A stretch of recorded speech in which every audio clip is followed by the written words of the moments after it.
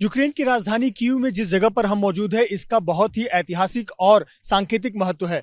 इस जगह को कीव का इंडिपेंडेंस स्क्वायर कहा जाता है। इंडिपेंडेंस स्क्वायर यानी स्वतंत्रता देवी की प्रतिमा यहाँ पर लगाई गई है और प्रतीकात्मक तौर पर ये यूक्रेन के लिए बहुत ही महत्वपूर्ण जगह है और इसीलिए यूक्रेन की सेना ने इस पूरे इलाके को एक छावनी में तब्दील कर दिया है। किसी भी प्रकार से रूस की सेना का कोई भी वाहन यहाँ तक ना पहुँच पाए, इसीलिए पूरे परिसर को घेर दिया गया है और यहाँ बंकर्स बनाए गए हैं। साथ ही साथ जो रूट है उस रूट को जगह जगह पर ब्लॉक किया गया है।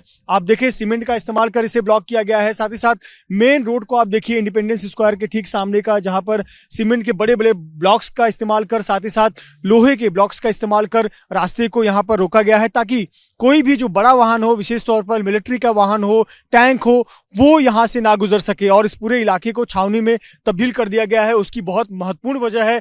इसकी वजह यह है कि ये सांकेतिक तौर पर बहुत ही महत्वपूर्ण जगह है। यहाँ आसपास कई संवेदनशील ठिकाने हैं, संवेदनशील जगह है, बहुत बड़े बड़े इमारतें हैं, साथ ही साथ सरकारी दफ्तर हैं और ऐसे पर रूस अगर यहाँ आक्रमण करता है तो उसका ये संभावित निशाना हो सकता है और इसीलिए यूक्रेन की सेना ने यहाँ जगह जगह छावनी में इस इलाके को तब्दील कर दिया गया है और लोगों का मनोबल बना रहे और इसीलिए हर छत, हर इमारत पर, हर खिड़की पर आपको यूक्रेन का जो झंडा है, जो नीले और पीले रंग का आपको झंडा है, वो नजर आएगा। साथ ही साथ सामने देखें इंडिपेंडेंस स्क्वायर के ठीक सामने जो ये सेंट्रल पार्क है और वहाँ भी प्रतिमा है, वहाँ पर भी बंकर बनाए गए हैं, वहां पर मिलिट्री तैनात की गई है। गाड़ियों की बाकायदा चेकिंग की जा रही है। आप देखें यहाँ पर मिलिट्री के जो लोग हैं, साथ ही साथ पुलिस के लोग हैं, वो हर गाड़ी की चेकिंग करते हैं। विशेष तौर पर वो वाहन जो यूरोप के अन्य देशों से कीव में आए हुए थे, अधिकतर वाहन यहाँ पर लोग छोड़कर चले गए थे।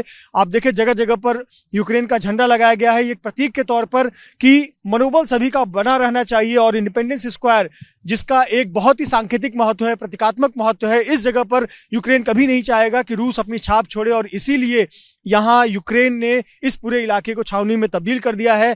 युद्ध काल के दौरान पिछले 45 दिनों से 48 दिनों से यहाँ लोगों की संख्या बेहद कम थी, पूरा इलाका मिलिट्री के कंट्रोल में था, लेकिन अब कुछ लोगों की आवाजाही यहाँ पर देखने को मिल रही है क्योंकि रूस की सेना कीव से पीछे हटी है और पूर्वोत्तर क्षेत्रों में युद्ध कर रही है। पर यहाँ इंडिपेंडेंस स्क्वायर पर हम देख रहे हैं कि जिस प्रकार से मिलिट्री की तैनाती यहाँ पर है, लगभग इसी प्रकार की तैनाती लगभग जितने भी संवेदनशील जगह है, विशेष ठिकाने हैं, सरकारी ठिकाने हैं, सरकारी दफ्तर हैं, उन जगहों पर इसी प्रकार से मिलिट्री ने इलाकों को अपने हाथ में लिया हुआ है और संवेदनशील इलाकों की सुरक्षा कड़ी कर दी है।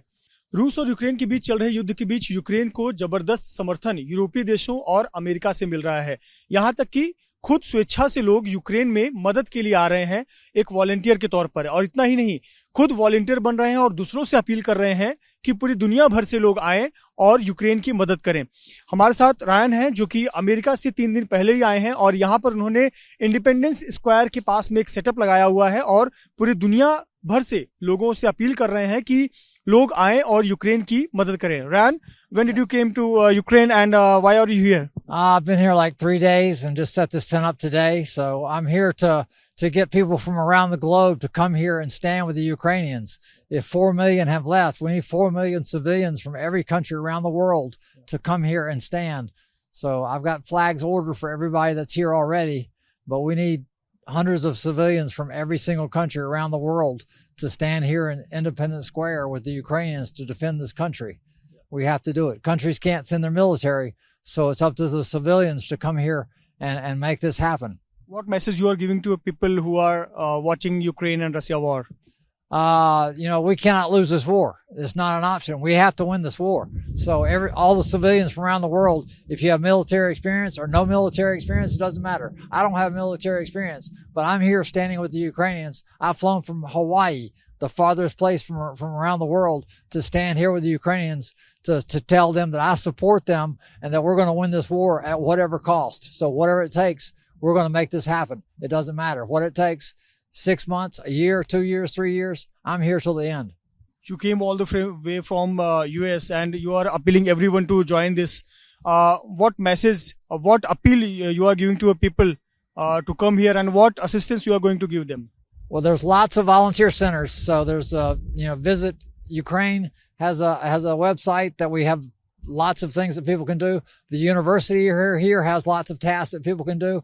But if they're here and simply living with a Ukrainian family in their house and bring all their flags and fly their flags around the Ukrainian house to show the Russians that we have people from every country living with Ukrainians. And if they want to harm Ukrainians, they're going to have to harm people from other countries.